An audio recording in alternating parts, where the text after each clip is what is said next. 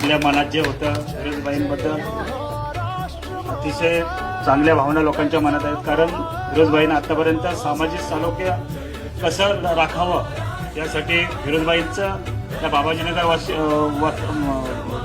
सोसायटीमध्ये महत्त्वपूर्ण असं योगदान आहे. आज बाहेर आपण बघितलं असेल की जाती जातीमध्ये अनेक भांडणं वगैरे होतात, पण आज आम्ही बाबाजीनगर वासीय इथं राहत असताना आमच्यामध्ये असं सामाजिक म्हणजे कुठल्याही प्रकारचा भेदभाव किंवा असा काही गैरप्रकार आमच्याकडून झालेला नाही. त्यामागे फिरोजबाईंसारखी कर्तृत्वशील सामाजिक सालोखे जपणारी माणसं महत्त्वपूर्ण योगदान देत असतात.